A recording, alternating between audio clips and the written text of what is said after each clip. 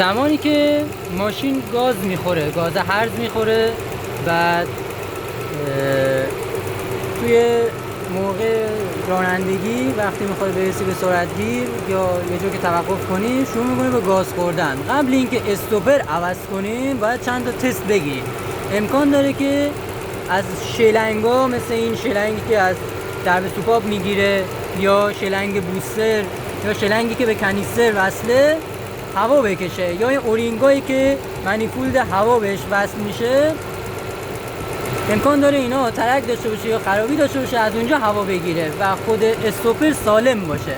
اینجا ما کلن اول میای فیلتر هوا، لوله ها رو باز میکنی، دریچه هوا رو تست میگیری. بعد دریچه هوا رو اگه کور کنی جای دیگه هوا بکشه، ماشین روشن میمونه، ولی اگه دریچه هوا رو کور کنی و ماشین خاموش بشه، نشون میده بقیه شلنگا و مسیرهای دیگه سالمه. الان من نگاه کنید، الان گاز ماشین خاموش شد. این نشون میده که شلنگا مثلا این ترک هم داره ولی شلنگ سالمه، منیفولد و اورینگاش سالمه. جای ایران هر هوای اضافه که میکشه از همین دریچه است. حالا من دوباره روشن میکنم بهتون نشون میدم از کجا داره هوا میگیره.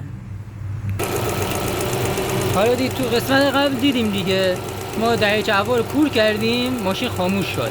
حالا این استوپر رو نگاه کنید، این کانال استوپره میاد این پشت، از اینجا هوا میگیره. خب زمانی که ساسات میشه یا درجه گاز کامل بسته است، این دریچه رو باز و بسته میکنه تا دور آروم رو ثابت نگه داره و زمانی که هوا سرده این کامل باز میشه، مثل ساسات انجام میده، یا کامل بسته میشه و این هوا رو تنظیم میکنه تا دور آروم نسبتا بالاتر داشته باشه تا ماشین گرم بشه.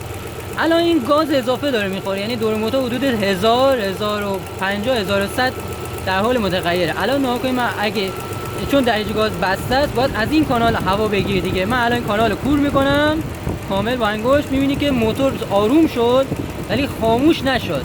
این نشون میده که این پروانه‌ای درجه گاز خرابه که داره هوا میگه، یه درزی انداخته اون گوشه ها، این گوشه ها و این گوشه ها.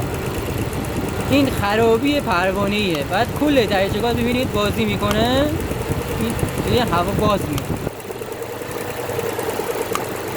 الان گاز این دریچه بازتر شده، هوا داره میگیره، یعنی داره گاز هرز میخوره.